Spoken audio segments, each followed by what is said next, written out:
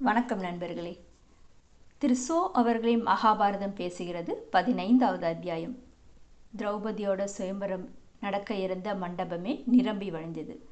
துருபதன் தன் மகள் திரௌபதிக்கு அர்ஜுனன் தான் மணம் முடிக்க வேண்டும் என்ற ஆசையில் இருந்தான். ஒரு நிபந்தனை விதித்தான் தன் மகளை திருமணம் செய்து கொள்பவர்களுக்கு. உயரே ஒரு இலக்கு வைக்கப்பட்டது. சக்கரம் சுழண்டு கொண்டிருக்கும் போதே அந்த இலக்கை வீழ்த்தி கீழே விழ வைக்க வேண்டும். அதற்காக அவன் வைக்கப்பட்டிருந்த வில்லில் நான் ஏற்றுவதே மிகவும் கடினமான ஒரு விஷயமாக இருந்தது. இதை நிறைவேற்ற பல தேசத்திலிருந்தும் மன்னர்கள் வந்தனர். அர்ஜுனனும் பிராமண வேடத்தில் அங்கே வந்திருந்தான். திரௌபதியின் சகோதரனான திருஷ்டத்யும்னன் நிபந்தனையை அறிவித்தான். பல மன்னர்கள் முயற்சித்தும் வில்லில் நான் ஏற்றவே முடியாமல் திரும்பினர். துரியோதனனுக்கும் அவ்வாறே நடந்தது. அந்த நேரத்தில் கர்ணன் எழுந்து தன்னுடைய திறமையை பரிசோதிக்க முடிவு செய்தான். வில்லில் நான் ஏற்றினான்.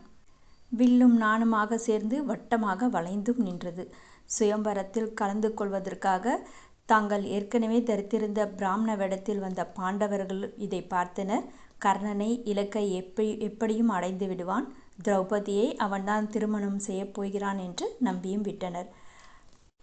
இலக்கை நோக்கி அம்பை செலுத்தும் அந்த நேரத்தில் திரௌபதி, ஒரு தேரோட்டியின் மகனை நான் ஒருபோதும் மணக்க மாட்டேன் என்று கூறிய வார்த்தை கர்ணனின் காதில் விழுந்தது.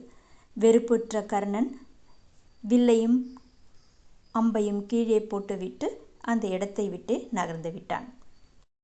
அதன் பிறகு வேறு பலர் முயற்சி செய்தும் வில்லில் நான் ஏற்ற முடியாமல் விழுந்தனர். அந்த நேரத்தில் அர்ஜுனன் தன் இருப்பிடத்தில் இருந்து எழுந்து வில்லை நோக்கி நடந்தான் பிராமண வேடத்தில். அங்கிருந்த பிராமணர்கள் சிலர் ஆரவாரம் செய்தனர். ஆனால் சிறு பிராமணர்கள், சத்திரியர்களாலே அடைய முடியாத இந்த இலக்கை ஒரு பிராமணனால் அடைய முடியுமா? எதற்காக இந்த இளைஞனுக்கு வீண் முயற்சி அப்படின்னும் பேச ஆரம்பித்தார்கள். இந்த இளைஞனால் பிராமண குலத்திற்கே அவமானம் நேரிடப் போகிறது என்று கூறியும் சிலர் இருந்தனர். வேறு சில பிராமணர்களோ, அது எப்படி சொல்ல முடியும்? சத்திரிய மன்னர்களை எல்லாம் வீழ்த்திய பரசுராமர் ஒரு பிராமணர் தானே, கடலையே குடித்த அகஸ்தியரும் ஒரு பிராமணர் தானே, அதனால் செய்ய முடியாதது எதுவும் இல்லை, இவன் இலக்கை நிச்சயம் வீழ்த்துவான் என்றும் சிலர் கூறினர். இப்படி அவர்கள் சொல்லிக் கொண்டிருக்கும் போதே அர்ஜுனன் வில்லை கையில் எடுத்தான். நான் ஏற்றி இலக்கை அடைந்தான். அனைவரும் மகிழ்ந்தனர். உற்சாகம் கரை புரண்டு ஓடியது அங்கு. திரௌபதி அர்ஜுனனுக்கு மாலையிட்டாள். இதை கண்ட மற்ற மன்னர்கள் கோபமுற்றார்கள். சுயம்பரத்திற்கு நம்மை அழைத்துவிட்டு துருபதராஜன் வேண்டுமென்றே நம்மை அவமானப்படுத்தியிருக்கிறான். இங்கு கூடியுள்ள இத்தனை மன்னர்களில் திரௌபதிக்கு தகுதியான ஒருவனை கூட துருபதனால் காண முடியவில்லையா?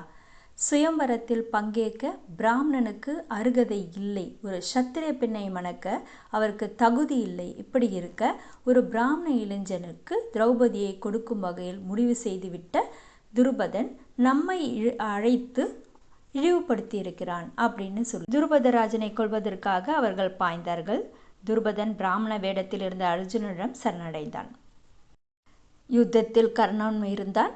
கர்ணனுக்கும் அர்ஜுனனுக்கும் இடையே பயங்கர மோதல் ஏற்பட்டது. இந்த நிலையில் கர்ணன் மயக்கமுற்றான். மயக்கம் தெளிந்து மீண்டும் போர் ஆரம்பமானது. அம்புகளால் அந்த இடமே சூழப்பட்டிருந்தது.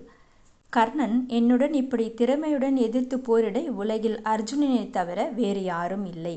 இவ்விதம் போரும் செய்யும் நீ யார் என்று கேட்டான். ஆனால் அர்ஜுனனோ தான் பிராமண இளைஞனே என்று உறுதியாக கூறினான். இதை கேட்ட கர்ணன், ஒரு பிராமணரிடம் போரிடுவதில் அர்த்தம் இல்லை என்று மோதலிலிருந்து விலகினான். பீம அர்ஜுனர்களுடன் மற்ற மன்னர்களும் போர் செய்தனர். இந்த நேரத்தில் கிருஷ்ணன் தலையிட்டு மன்னர்களை சமாதானப்படுத்தி, துருபதன் விதித்த நிபந்தனையின்படி அந்த பிராமண இளைஞன் திரௌபதியை அடையும் தகுதியை பெற்றிருக்கிறான். இதற்கு மேலும் பிரச்சனையை வளர்த்து யுத்தத்தை தொடர்வதில் அர்த்தமில்லை என்று கூறி மன்னர்களை திருப்பி அனுப்பினார் கிருஷ்ணர். கிருஷ்ணர் பலராமனிடம் பாண்டவர்கள் அரக்குமாலையில் மடியவில்லை என்பதை விளக்கி கூறினார். திரௌபதியை அழைத்து கொண்டு தங் இருப்பிடத்திற்கு அர்ஜுனன் பீமனும் வந்து சேர்ந்தனர். அவர்கள், அம்மா, நாங்கள் பிக்ஷை கொண்டு வந்திருக்கிறோம் என்ற குரல் கொடுத்தார்கள். சுயம்பரம் முடித்து மகிழ்ச்சியுடன் திரும்பிய அவர்கள் வேடிக்கையாக இப்படி சொன்னபோது தாயார் குந்தி உள்ளிருந்தபடியே ஐவரும் பகிர்ந்து கொள்ளுங்கள் என்று சொல்லிவிட்டாள். பின் வெளியே வந்து பார்த்த குந்திக்கு அதிர்ச்சி. தர்மபுத்திரை அணுகி, பிக்ஷை என்று உன் தம்பிகள் கூறவே பகிர்ந்து கொள்ளுங்கள் என்று நான் கூறிவிட்டேன்.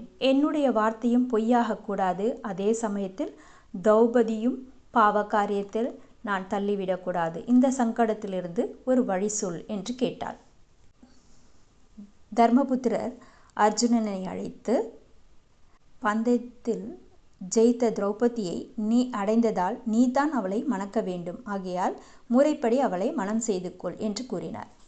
மூத்தவர்கள் இருக்கும்போது நான் மணப்பது என்பது சாத்திரங்கள் ஏற்காது என்று விளக்கம் கூறினான் அர்ஜுனன்.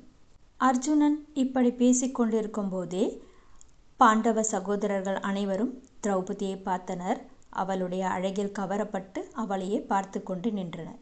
தம்பிகளின் முகமாற்றங்களை கவனித்த தர்மபுத்திரன் அதை உணர்ந்தான். துருபதன் மகள் திரௌபதி தங்கள் அனைவருக்கும் மனைவியாகப் போகிறாள் என்று தாங்கள் பாஞ்சால தேசத்துக்கு புறப்படும் முன்பாகவே வியாசர் கூறியது தர்மபுத்திரருக்கு நினைவு வந்தது. திரௌபதி நம் ஐவருக்கும் மனைவியாவாள் என்று தன் முடிவை கூறினார் தர்மபுத்திரர். துருபதன் சபையிலிருந்து அவர்களை பின்தொடர்ந்த திரௌபதியின் சகோதரன் திருஷ்டத்யும்னன் சற்று ஒதுங்கி இதையெல்லாம் கவனித்து கொண்டிருந்தான்.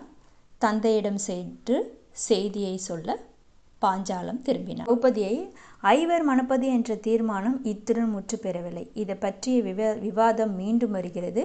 இதை அடுத்த அத்தியாயத்தில் பார்ப்போம். நன்றி, வணக்கம்.